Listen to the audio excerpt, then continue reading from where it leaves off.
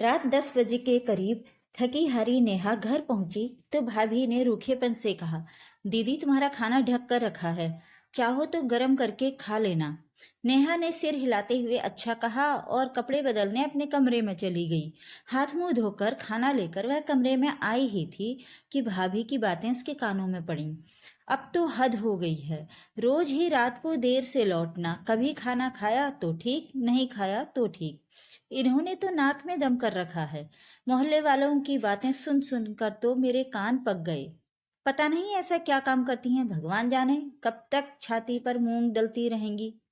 भाभी भैया से ये सब कह रही थी। अब तक भैया ने एक शब्द भी नहीं कहा था। इस पर खींचती हुई भाभी बोली, अब कुछ बोलो भी, तुम्हारी शह पाकर ही तो सिर पर चढ़ती जा रही हैं।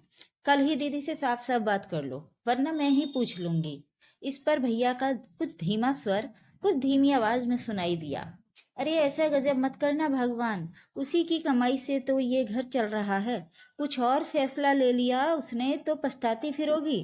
भूल गई क्या वो पिछली घटना, जब हमारे तंग करने पर गर्ल्स हॉस्टल रहने चली गई थी वो? तब क्या घर में कैसे फांके पड़ गए थे, कितनी मुश्किल से मनाकर लाए थे हम उसे। ये बातें नेहा के दिल में नश्तर सी चुभ रही थीं। यही सब बातें अब तो आए दिन होने लगी थीं। नेहा सुन सुनकर थक चुकी थी। हर बार खून का घूंट पी कर रह जाती, उसकी भूख खत्म हो चुकी थी। उसने थाली को वापस रसोई में लाकर रख दिया और चुपचाप बिस्तर पर आकर लेट गई। नींद आंखों से कोसों दूर थी। सुबह उसे जल्दी मिसेज अग्रवाल के यहाँ पहुंचना था। दिन भर कभी ट्रेन का तो कभी बस का सफर करना और एक जगह से दूसरी जगह पहुंचना, ये उसकी दिनचर्या का हिस्सा था। नेहा फिजियोथेरेपिस्ट थी। उसे अपने मरीज के घर जाकर व्यायाम, मालिश आदि के बारे में बताना समझाना पड़ता। इसके लिए उसे मुंबई जैसे शहर में बहुत भागदौड़ करनी पड़ती थी। उसके मरीजों में कई नामी ग्रामी हस्तियां थीं। काफी अच्छी प्रैक्टिस चल रही थी उसकी, पर इस मुकाम तक पहुंचने में उसे काफी मेहनत और संघर्ष करना पड़ा। जिंदगी के 15 साल उसने इसी पेशे में बिता दिए थे, तब कहीं जाकर वह इस मंजिल तक पहुंची थी।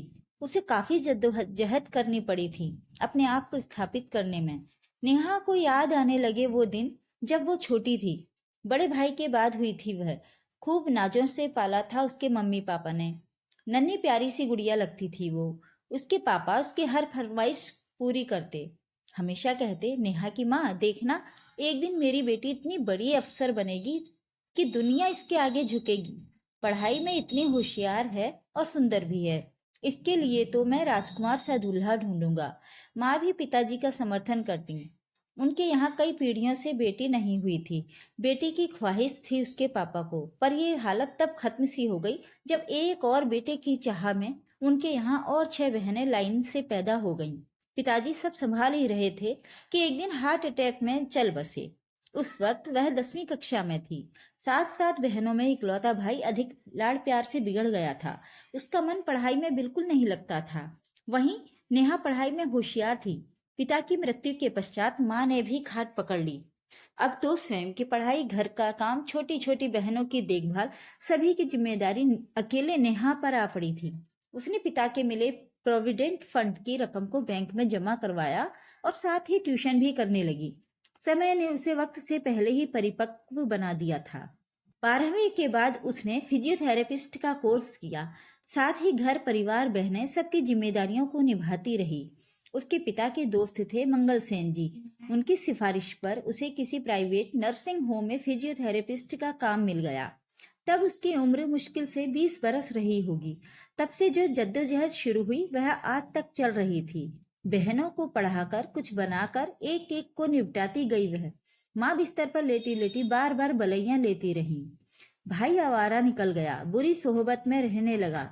उससे तो घर में कोई मदद मिलती नहीं थी, उल्टे वो ही नेहा से मांग मांग कर पैसे ले जाता। नेहा जब अपनी जिम्मेदारियों से मुक्त हुई तब पाया कि बालों में सफेदी झलकने लगी थी। अपनी तरफ तो उसका ध्यान ही नहीं गया था। बीच बीच में जब कभी कोई रिश्तेदार उसके लिए रिश्ता लेकर आते, माँ किसी न किसी बहाने से टाल देती। वह भी अपनी जिम्मेदारियों का एहसास कर अपने सारे जज्बातों को जज्ब कर लेती। भाई की भी शादी हो गई। शुरू शुरू में तो भाभी का व्यवहार सही रहा, पर बाद में वही भाभी अपने रंग दिखाने लग गईं। घर में नेहा का स्थान सिर्फ पैसे कमाने वाली मशीन की तरह रह गया था। अब तो माँ भी कुछ बदल सी गई थी। बहू की हाँ में हाँ मिलाते हुए वे भी नेहा को ही बात बेबात दोषी ठहराने लगती। भाभी भी अपनी ही दुनिया में मस्त रहती। आए दिन कुछ न कुछ फरमाइश नेहा से करती रहती। कभी कहती दीदी आज बबलू की फीस भरनी है, तो कभी कहती आज कपड़ों के लिए पैसा चाहिए, या आज पिंकी कह रही थी कि बुआ से कहना मुझे साइकिल दिला दें। नेहा भी भाई के बच्चों को माँ सा प्यार देती। अपनी सारी कमाई भतीजे भतीजी व घर पर लुटाती रहती। बहनों के खर्चे भी बढ़ते जा रहे थे। आज डॉली के यहाँ तीज जाएगी, आज मंजू के बेटे होने का फंक्शन है, उसके यहाँ सामान जाएगा। जयपुर वाली बहन की मैरिज एनिवर्सरी है, उसके यहाँ अच्छा सा तोहफा लेकर भाई जाएगा। उसके लिए साड़ी, उसके सास ससुर के कपड़े, बच्चे के कपड़े, फल, मिठाई जाएगी, उसका खर्चा। आए दिन माँ की फरमाइशें, कुछ ना कुछ लगा ही रहता। उसने कभी सोचा भी न था कि उसे लाड़ करने वाली यही माँ उसकी अपनी सगी माँ इतनी बदल जाएंगी। उसकी शादी का तो कभी कभी ख्याल तक नहीं आया। ऊपर से कुछ कह दो तो घर में हंगामा। माँ का रोना धोना शुरू कि आज तेरे पिता जिंदा होते तो मेरी यह दशा तो न होती। मैं तो अपाहिज हो गई हूँ, तुम्हारे टुकड़ों पर पल रही हूँ। मैं तो हूं ही करमजाली, मौत भी तो नहीं आती। माँ का बड़बड़ाना एक बार शुरू होता तो रुकने का नाम ही न लेता। वह सुबह एक कप चाय पीकर जल्दी निकल जाती और शाम ढले थकी हारी लौटती। भाभी से यह कभी न होता कि जहाँ बबलू पिंकी का टिफिन पैक कर रही हैं वहीं उसके लिए भी 2 पराठे सेक दें। हर महीने घर के खर्चे के लिए सारी कमाई हाथ में रख दो, उस पर भी यह जलालत भरी जिंदगी। क्या यूं ही घुट कर जीती रहेगी वो? क्या यूं ही चलती रहेगी जिंदगी? आखिर कब तक? सोचते सोचते उसकी आंख लग गई। अगले दिन जब उठी तो सिर बहुत भारी था, मन नहीं कर रहा था तैयार होने का, पर घर पर रहकर भी क्या करती थी। दूसरी मिसेज अग्रवाल की ऑर्थराइटिस बहुत बढ़ी हुई थी, व्यायाम व मसाज करने के लिए जाना ही था। बहुत पुरानी मरीज थी वो उसकी, फीस भी अच्छी मिलती थी वहां से। बेमन से तैयार हुई, एक कप चाय पीकर निकल पड़ी। उसके काम पर जाने के रास्ते में एक अनाथालय पड़ता था। वह जब भी विले पार्ले उतरकर अपनी मरीज के घर तक पहुंचती, उस अनाथालय की ओर बरवा से उसकी दृष्टि उठ जाती। कुछ समय से 4-5 साल का एक प्यारा सा बच्चा अनाथालय के गेट को अपने नन्हे नन्हे हाथों से पकड़े खड़ा हुआ उसे जाते टुकुर टुकुर देखता रहता। वह भी उसकी प्यारी सी मुद्रा पर दृष्टि डाले बिना न रह पाती। काफी दिनों तक यह क्रम चलता रहा। एक दिन वह कुछ टॉफियां लेकर उस बच्चे के पास पहुंची और बैग से निकालकर उसे देने ही वाली थी कि वह घबराकर पीछे मुड़ा और लंगड़ाता हुआ अंदर चला गया। नेहा उसकी चाल को देखकर उसकी परेशानी समझ गई और काफी देर तक वहां खड़ी रही। उसका मन उस बच्चे को देखकर व्यथित सा हो उठा और अनमनी सी वहां से चल दी। उस दिन अपने सारे काम तो उसने निपटाए, पर मन के किसी कोने में वही बच्चा, उसकी लंगड़ाहट, मासूम सा चेहरा आदि आंखों के सामने तैरता रहा। अगले दिन वह जब फिर से वहां से गुजरी तब वही बच्चा उसे उसी मुद्रा में दिखाई पड़ा। वह यंत्र चालित सा उसके पास पहुंच गई। वह उसे देखकर पीछे मुड़कर लौटा नहीं। इस पर नेहा ने उसे बैग से टॉफियां निकालकर देने के लिए हाथ बढ़ाया, लेकिन बच्चे ने अपना हाथ नहीं बढ़ाया। नेहा ने कहा, बेटा ले लो। इस पर वह तुतलाता हुआ बोला, आंटी डांटेंगी। नेहा को बच्चे की इस बात से उसकी समझदारी का एहसास हुआ। उसने कहा, अच्छा बेटा एक बात बताओ, तुम्हारी आंटी हाँ कह देंगी तब तो ले लोगे ना? इस पर उसने हाँ में सिर हिला दिया। नेहा ने पूछा, बेटा तुम्हारा नाम क्या है? बंटी, उसने जवाब दिया। नेहा ने फिर पूछा, हमसे दोस्ती करोगे? फिर उसने हाँ की मुद्रा में सिर हिला दिया। अब तो नेहा का यह नित्य क्रम हो गया। वे दोनों मानो एक दूसरे की प्रतीक्षा में रहते थे। नेहा के मन में मातृत्व की भावना हिलोरें लेने लगी। तब उसकी भी शादी हो गई होती तो उसके भी प्यारे प्यारे बच्चे होते। उसे वह बच्चा इतना प्यारा लगता कि उसने निर्णय ले लिया कि वह उसे गोद लेगी। उस दिन वह अपने एक मरीज जो कि वकील थे से मिली व गोद लेने के सारे नियम जाने। उस दिन घर लौटने पर वह विचारों के झंझावातों में ही उलझी रही। इस घर में रहकर तो उस बच्चे को पालना नामुमकिन था। फिर वह क्या करे, इसी कशमकश में वह घिरी रही। फिर भी कुछ फैसले उसने कर ही लिए थे। उसने घरवालों की चोरी से बैंक अकाउंट खोल रखा था जिसमें वह हर महीने रुपए जमा कराती आ रही थी। अब तक तो काफी पैसे इकट्ठे हो गए थे। उसने निर्णय लिया कि वह अपना अलग घर ले लेगी, चाहे छोटा सा ही क्यों ना हो। इस निर्णय में मानो उसे जीवन जीने की एक नई दिशा मिली। उस रात वह बंटी को लेकर अपने नए जीवन के बारे में सोचती रही। वह निर्णय लिया कि कल सबसे पहले काम वह अनाथालय की संचालिका से मिलने का करेगी। अगले दिन जब वह उठी तो बहुत खुश थी। उसे यूं लग रहा था मानो सूरज की किरणें भी उसकी खुशी में साथ देकर दमक रही थीं। वह तैयार होकर निकली। वह अनाथालय जा पहुंची। बंटी हमेशा की तरह अनाथालय के गेट पर खड़ा मिला था।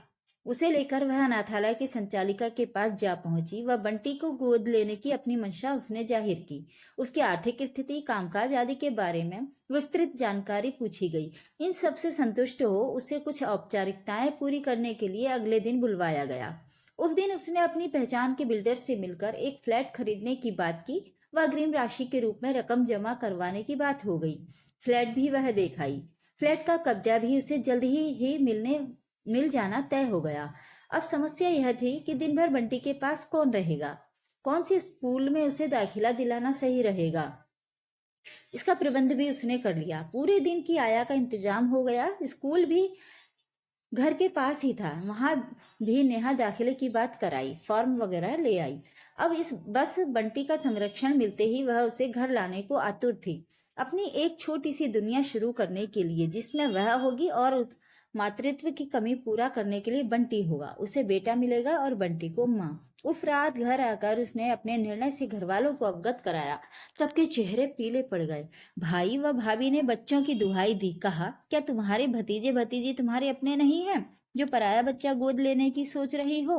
वो भी जिसकी जात का पता नहीं, माँ बाप का भी पता नहीं। खूब रोना धोना हुआ। उसे तरह तरह से समझाया गया, रिश्तों की दुहाई दी गई, उसके दायित्वों का एहसास कराया गया। साम दाम दंड भेद जब कुछ भी काम ना कर सके तब माँ ने रोना शुरू कर दिया। नेहा तब भी नहीं पिघली। उस दिन उसने पहली बार अपना मुंह खोला। किन रिश्तों की दुहाई दे रहे हैं आप लोग? मैं तो सिर्फ पैसा कमाने की मशीन हूँ। मेरे दर्द को कभी समझा आप लोगों ने? मेरी भावनाओं की कद्र की क्या आप लोगों ने? मैं तो छाती पर मूंग दल रही हूँ ना आप लोगों की। मेरी वजह से मोहल्ले में आपकी छिछालेदार होती है ना। मैं भी कभी विवाह योग्य थी। क्या मेरी चिंता हुई थी आप लोगों को? कहने को ये मेरी माँ है, पर इन 35 सालों में इन्होंने मेरे साथ जैसा व्यवहार किया वैसा तो सौतेली माँ भी न करती। फिर भाभी के लिए तो क्या कहूँ, वह तो पराई घर की लड़की है। मेरा ये भाई, जिसे भाई कहने में भी शर्म आती है, क्या दायित्व निभाया इसने भाई होने का? जब से होश संभाला है माँ तुम्हारी ही गृहस्थी को पार लगाती रही है ना। तुम्हारा ये लाडला संभालेगा अपनी जिम्मेदारी। तब सारे नेक पूरे पूरे करवाना अपनी बेटियों के, जो मुझसे करवाती रही, जिन बेटियों का पक्ष लेकर मुझसे लड़ती रही। अब आए ना वो आप लोगों को संभालने। आपकी बेटियों ने भी जैसा व्यवहार मेरे साथ किया दुश्मन भी न करता। सुबह से रात तक काम में अपने आप को डुबोए रखा। असमय ही बूढ़ा बना दिया मुझको। क्या मेरे कुछ अरमान नहीं हो सकते हैं? इसके बारे में सोचा कभी आपने? बहुत जी लिया आप लोगों के लिए, अब जीऊंगी सिर्फ अपने लिए और अपने बेटे के लिए। सभी को अवाक छोड़ वह अपने कमरे में आई, अपना सामान समेटा और अगली सुबह का इंतजार करने लगी। अब वह भी अपने छोटे से आसिया में अपने बेटे के साथ रहेगी। अगली सुबह जब वह सूटकेस लेकर अपने कमरे से बाहर निकली तो देखा बैठक में पूरा परिवार जमा था। बच्चे सहमे हुए से खड़े थे। भाई ने बोलने के लिए मुंह खोला ही था कि तपाक से नेहा ने कहा, बस मुझे और कुछ नहीं सुनना। मेरा फैसला अंतिम फैसला है और इसे मैंने बहुत सोच समझ कर लिया है। बच्चों की पढ़ाई के लिए मैंने बैंक में पैसे जमा करवा दिए हैं। ये लो पासबुक और चेकबुक। मैं नहीं चाहती कि आपके साथ ये निर्दोष भी सजा भुगतें। और ये कहकर अपना सामान लिए वह तीर से निकल गई, सबको अवाक छोड़कर। थोड़े दिनों तक वह हॉस्टल में रही। इस बीच उसे फ्लैट का कब्जा मिल गया। घर का जरूरी सामान खरीदकर घर को व्यवस्थित किया। अनाथालय जाकर सारी जरूरी औपचारिकताएं पूरी की और बंटी की उंगली पकड़ आ गई अपने घर। बंटी घर आकर बहुत प्रसन्न था। कहने लगा, आंटी ये घर तो बहुत सुंदर है। इस पर नेहा ने बंटी से कहा, आज से मैं तेरी आंटी नहीं माँ हूँ। बेटा बोल माँ। बंटी ने कहा, माँ। नेहा ने उसे सीने से लगा लिया। उसकी आंखें नम थीं। यह खुशी के भावातिरेक का संकेत था। नेहा ने निश्चय किया कि वह घर पर ही ज्यादा से ज्यादा मरीज देखा करेगी ताकि बंटी के पैर को भी ठीक कर सके। अच्छे डॉक्टर को दिखाकर उसने बंटी की तकलीफ के बारे में जाना और सही व्यायाम मालिश आदि करना शुरू कर दिया। बंटी अब काफी ठीक हो चला था। उसका स्वास्थ्य भी अच्छा होने लगा। नेहा खुश थी अपने छोटे से संसार में।